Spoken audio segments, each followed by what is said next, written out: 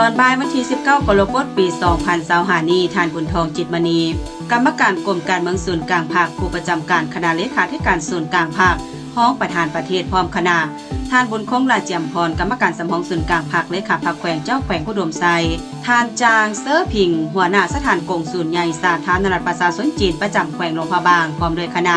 ได้ลงเยี่ยมยามตรวจการความคืบหน้าโครงการพลังงานไฟฟ้าแสงตะเวนอยู่เมืองไซ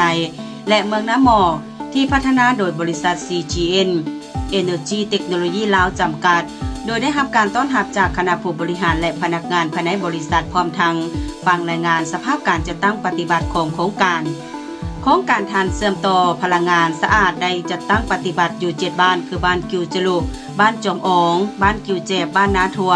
บ้านน้ำบ่อตาไก่บ้านห้วยซอยและบ้านมากจุกนอนใน2เมืองคือเมืองไซและเมืองน้ำหมอกเนื้อที่ 2,000 กว่าเฮกตาร์มี 1,000 กว่าตอนในน่านดินรวมบ้าน53ตอนเนื้อที่67เฮกตาร์ดินที่ทดแทนค่าเสียหาย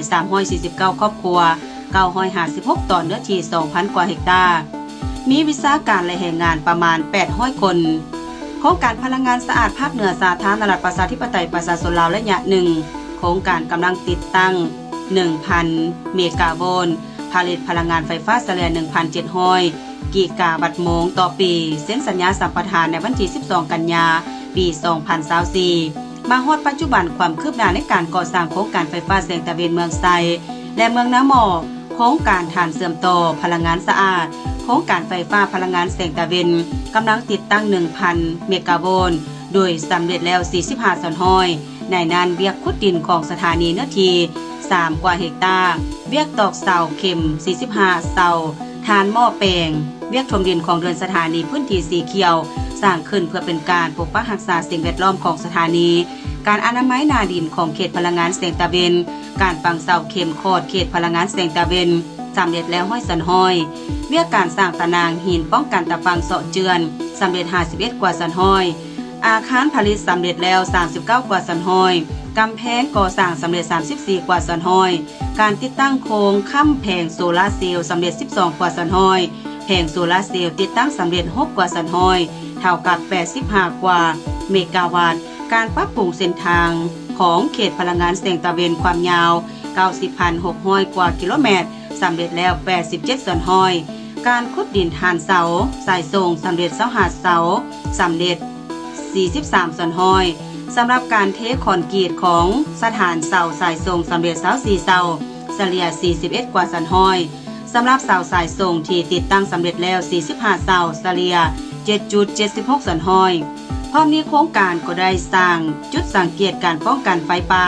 เพื่อเป็นบอนสังเกตติดตามการอนุรักษ์ธรรมชาติความปลอดภัยในการเฝ้าระวังและการสังเกตการต้านอัคคีภัยขอบเขตอ้อมรอบโครงการเส้นทางเบตงเข้าไปหาพื้นที่ดังกล่าวเพื่ออำนวยความสะดวกและสามารถใช้จุดดังกล่าวเป็นบอนแคนถ่ายเครื่องวัสดุอุปกรณ์ของโครงการก่อสร้างไฟฟ้าแสงตะเวนและสถานีไฟฟ้า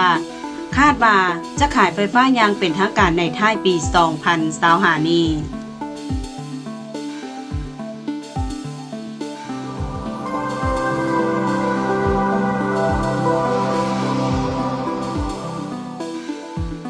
ตอนบ่ายวันที่7สิงหาคม2025ท่านศิลวงศ์ พุทธไพฑูรย์กรรมการกรมการเมืองศูนย์กลางภาคประธานศูนย์กลางแนวลาวสร้างชาติพร้อมด้วยคณะได้ลงเยี่ยมยามและกวดเบิงความคืบหน้าโครงการพลังงานไฟฟ้าแสงตะเวนอยู่เมืองไซแขวงอุดมไซที่พัฒนาโดยบริษัท CGN Energy Technology ลาวจำกัดโดยได้รับการต้อนรับจากคณะผู้บริหารและพนักงานภายในบริษัทโครงการฐานเสื่อมต่อพลังงานสะอาดได้จัดตั้งปฏิบัติอยู่7บ้านคือบ้านกิวจลุบ้านจอมอ๋องบ้านกิวแจบบ้านนาทัวบ้านน้ำบ่อตาไก่บ้านห้วยซอยและบ้านหมากจุกขึ้นกับ2เมืองคือเมืองไซและเมืองน้ำหมอมีเนื้อที่หลายกว่า 2,000 เฮกตาร์หลายกว่า 1,000 ตอนในนั้นดินรวมบ้านมี53ตอนเนื้อที่หลายกว่า67เฮกตาร์ดินที่ทดแทนค่าเสียหายแล้วมี956ตอน349ครอบครัวมีเนื้อที่หลายกว่า 2,000 เฮกตาร์บริษัทมีวิชาการและแรงงานประมาณ800คนโครงการพลังงานสะอาดภาคเหนือของลาวระยะที่1มีกำลังติดตั้ง 1,000 เมกะวัตต์ผลิตพลังงานไฟฟ้าเฉลี่ย 1,700 กิโลวัตต์โมงต่อปีโครงการนี้เซ็นสัญญาสัมปทานในวันที่ 12 กันยายน 2024 มาฮอดปัจจุบันการก่อสร้างมีความคืบหน้าหลายหน้าเวียกเป็นต้นสำเร็จเวียกติดตั้งแผงโซลาร์เซลล์การชดเชยที่ดินของประชาชนอนามัยเขตพื้นที่สนามโซลาร์เซลล์สำเร็จเกือบ 96 ส่วนห้อยการก่อสร้างเส้นทางเขตพื้นที่สนามโซลาร์เซลล์สำเร็จหลายกว่า 81 ส่วนห้อยเวียกงานติดตั้งเสาโซลาร์เซลล์สำเร็จเกือบ 60 ส่วนห้อยเวียกติดตั้งโครงสร้างสำเร็จหลายกว่า 3 ส่วนห้อยและเวียกติดตั้งแผงโซลาร์เซลล์สำเร็จเกือบ 2 ส่วนห้อยสำหรับเวียกก่อสร้างสายส่งไฟฟ้า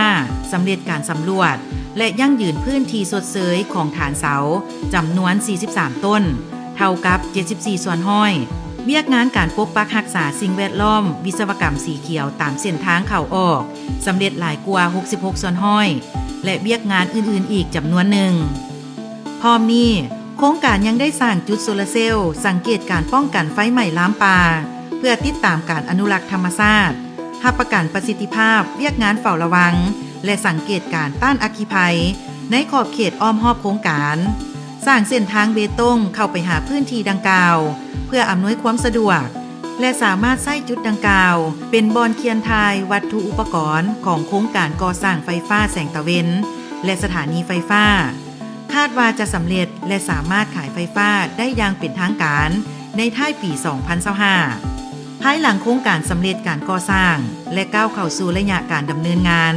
จะกลายเป็นโครงการตัวแบบที่จะสามารถสร้างผลประโยชน์ทั้งกงและทางอ้อมให้ท้องถิ่นตามพันธะของสัญญาและจะกลายเป็นสัญลักษณ์อันโดดเด่นให้แก่สายพัวพันหัวมือระหว่าง2 ประเทศลาวและจีน